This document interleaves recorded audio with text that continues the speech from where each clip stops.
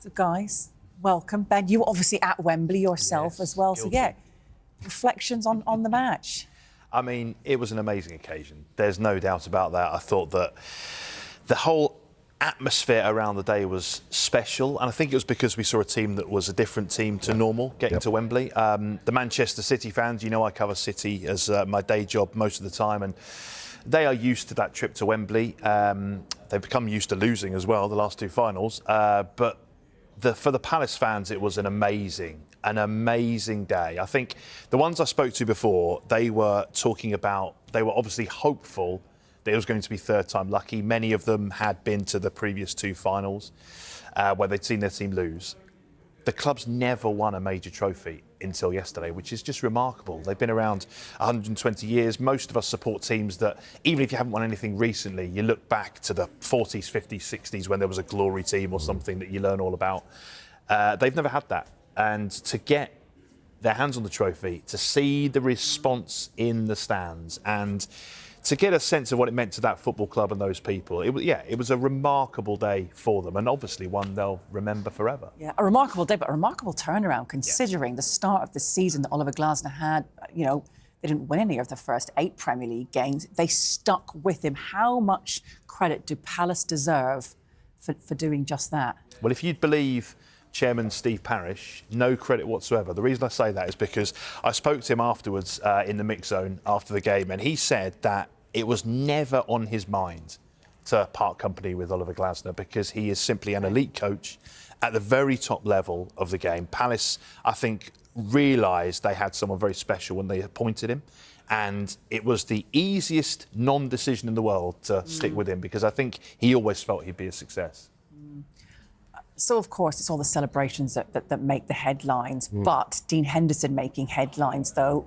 Darren, lucky not to be sent off, do you think? I think he was. I mean, his was an inspirational story. And the back pages won't just be dominated today. They'll be dominated by as the days and weeks go on, because theirs is a wonderful story. Palace 2025, Hayley, they are a side that has now eclipsed Wright and Bright and Salako and all of those guys from 35 years ago. Now they've written a new chapter in the history of their football club, and they were helped massively by Henderson, but we have to concede he should have been sent off.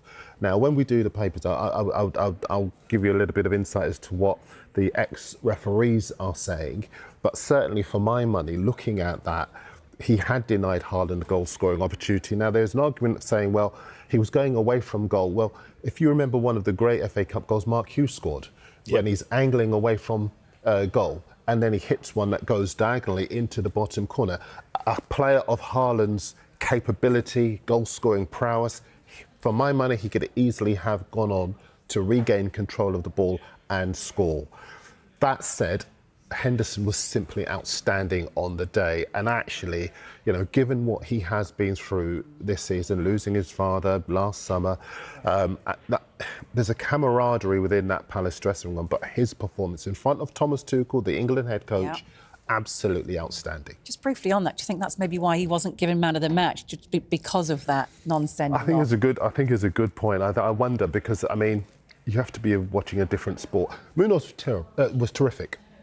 It was terrific on the day. Correct him. Turn that around quick. He was terrific. He was absolutely terrific. But Henderson was out of this world right from the start, where he pulled off that one-handed save to stop Haaland from scoring early on in the match. How could you watch yesterday's game and not see Henderson as the outstanding player of the pitch? It defies logic. Let's talk about another kind of headline-grabbing moment with Erling Haaland not taking the penalty. What's this all about? I'm still slightly confused, honestly. Obviously, sat in the press box when the penalty's awarded. There was the VAR check. I mean, there's a little bit of controversy about that too. Did the defender just get a touch on the ball? Perhaps he took the man first. Anyway, the penalty stood. On-field decision was probably why. And obviously, we've seen this 100 times, haven't we? Manchester City, Erling Haaland takes the ball. He actually kissed the ball, and we're all thinking, this is the moment. He's never scored at Wembley before. This was his 5th appearance at Wembley, and you're all expecting him to be the man to bury this penalty. So when Omar Marmoush took it and stepped up, it was so strange. In the press box, you can imagine, we're all looking at each other, wondering what's gone on, why. We know Haaland's confidence is low at the moment, but this is a sign of just how low that is. Yeah. I know he's not got a fantastic penalty record for a player of his calibre, but Pep, after the game, I asked him that in the press conference. Were you aware of it? What did you make of it? He simply said the players decided. I can't believe he's particularly pleased with that. There was an occasion, if we rewind a little bit, where Pep was upset that the players had chosen a different penalty taker in the game that was missed, and he said, look, no, Erling Haaland is my penalty taker. I want him to take the penalties. Mm-hmm. Mm-hmm. I can't imagine reflecting in the aftermath of losing another big final. Pep will be very happy with that. And it seems odd when the club has put so much stock in Erling Haaland, 9-year contracts after this season. He's going to be the player, the man, that leads them into the next era.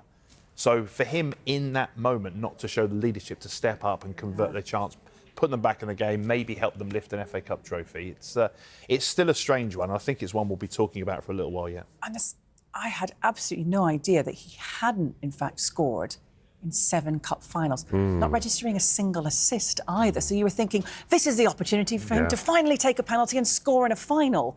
Or maybe, even though he's Erling Haaland and we just look at him as this, this heroic figure who nothing gets to him, psychologically maybe he wasn't going to do it because he didn't want that kind of pressure yet again. But it's breaking a hoodoo, isn't it? It is. I mean, it's interesting because on the one hand, penalties are about confidence. And I think if you feel confident enough to take one, you grab the ball. We saw Alan Shearer in commentary yesterday saying, listen, if I'm playing and I get that opportunity, I'm not giving it up, no chance.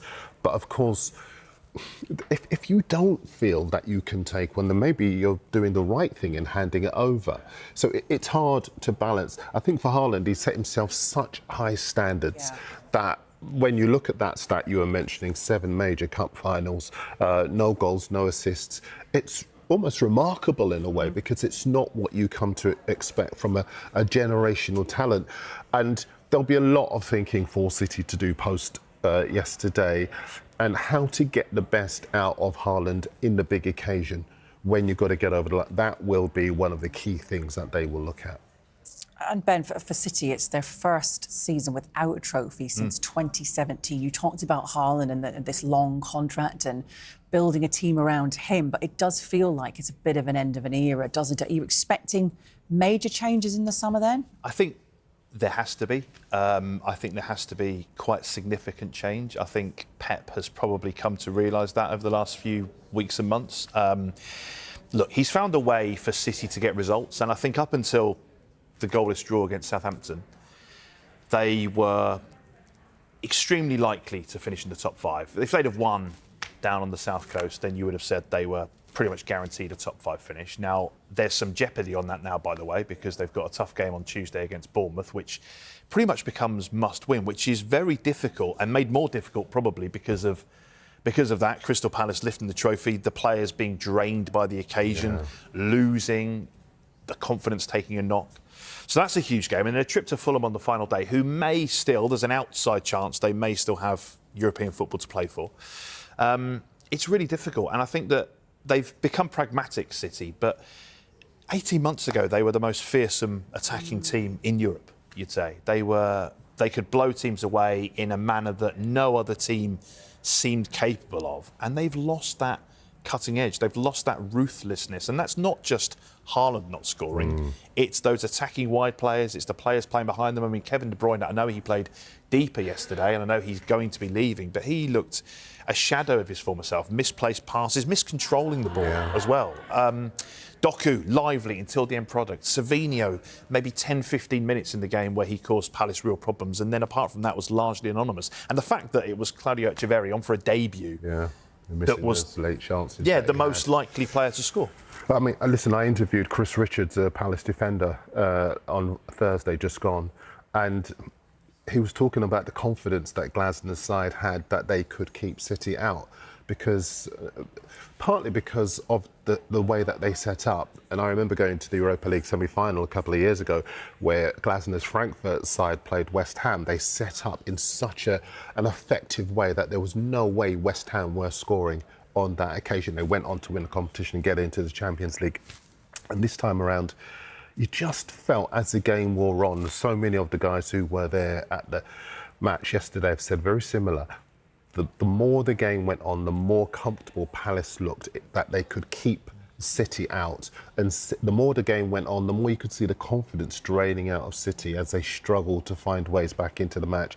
And that's down to Glasner, that's down to the faith that the club have had in it. I'm so happy for Steve Parish, Mark Bright, all those people who kept faith with him. You talked about the start of the season where actually it was one Premier League in 5 months. There were lots of Premier League clubs, and let's not kid ourselves, who would have sacked him. But Palace knew what they had, and the players knew what they had, and it was a combination of things. We talked about Henderson, but also the fact that they'd bought new players in, they'd lost a centre-half, they had to bring another one in, Lacroix, who did so well. It's such a wonderful triumph for so many reasons there, that they were able to stay strong when the going got tough and keep out a superpower of a club, a super striker, and some outstanding talents. Kevin De Bruyne has also been an outstanding talent for City, but as you mentioned, a little bit off it. Not the Kevin De Bruyne that we've seen. You know, people get older. You're not always going to be at the height of your absolute best. It would have been nice for him to go out on his best, wouldn't it? With a trophy, I'm sure he'd have loved to have ended his time at City walking away with some sort of silverware. But it feels like he's walking away with a little bit of sadness and maybe regret about how it has finished for him.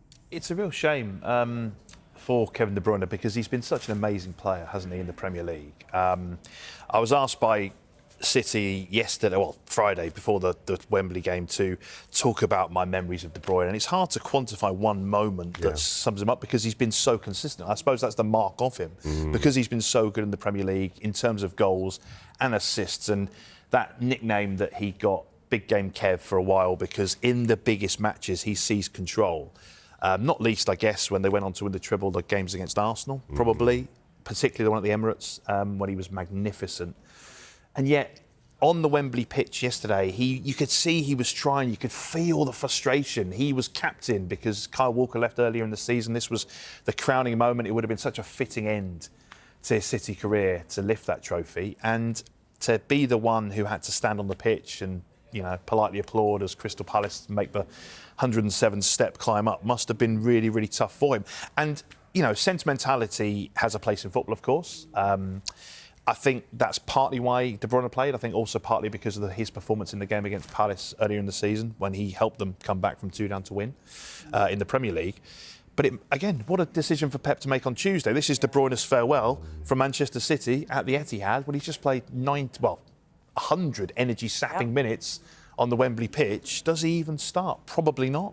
How much time does he give him? It's a sad way for him to end. And I love the fact that De Bruyne after the game suggested that he may still have a future in the Premier League, which I think's fascinating. Both those things are likely to be a feature of the papers as we go into the previews for Tuesday's game, because they're all really fascinating subplots for us to get into. You will do here on Sky Sports as well.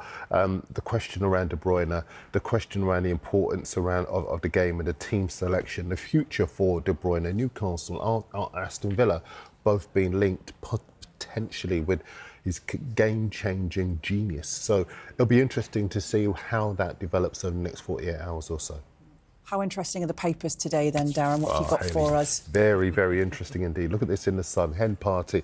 Talked about Henderson. They give him the credit he deserves. So many of the papers do. Got to tell you as well, Palace on the front pages as well as the back pages, but we'll stick with the back pages because the subject says it all. Saves penalty, escapes red card as they lift their first major gong. And inside the Sun, Dave Kidd's match report is outstanding. Sets the scene, the colour, the atmosphere, the context of the occasion. There's a great line in there where he says Palace provided one of those raw communal explosions of pure joy which only a sporting underdog story can bring.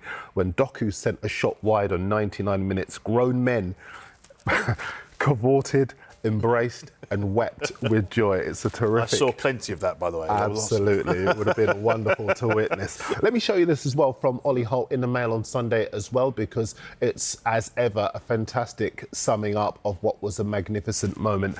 And look at the picture as well, the brilliant Henderson saving from the spot from Mamouche. He does give City the respect they deserve after, of course, they've established themselves as the dominant force in English football. But he does sum up, Hayley, the widely held belief that the result meant so much more than just Palace winning a first trophy. It was a club taking the FA Cup seriously. It was one of the underdogs outside the top six, without all of the riches that the top six are able to enjoy from Champions League football and billionaire owners and whatnot. It was one of the clubs that can give inspiration to the other clubs that it can be done. And I'll show you one more if that's okay, because Eberechi Eze has been absolutely sensational this season. And Craig Hope's piece is really good. Scored in the quarterfinal, first goal in the quarterfinal, semi-final, and now the final. I do just want to say this. He is so inspirational. When he does his interviews, he's very open about his religious beliefs, and he thanks God at the start of everything that he does. Now, when you look at his story, you understand why. Because he was released by Arsenal, Fulham and Reading. He was rejected by Bristol City, Sunderland and Millwall. He goes to Palace. They give him his chance. He scores the winner in the FA Cup. And the interesting thing about Eze, as Craig Hope says, is that, and it's a reference almost to the headline, he can win in a street fight. Yeah, well, the word on the street is that City could go back in for him this summer. They like him a lot. But what Craig says is, should he go there? If you look at Grealish on the bench, when you need a bit of game-changing genius, maybe, as he says, magicians do need a wand and the opportunity to express themselves at a club that will allow them to do it. Would it be the right thing? Now, listen, for my money, City are a fantastic club. And if you talked about De Bruyne, and you've got a manager who can get that out of you on a consistent basis. But Eze, says Craig Hope, maybe he should think about somewhere else.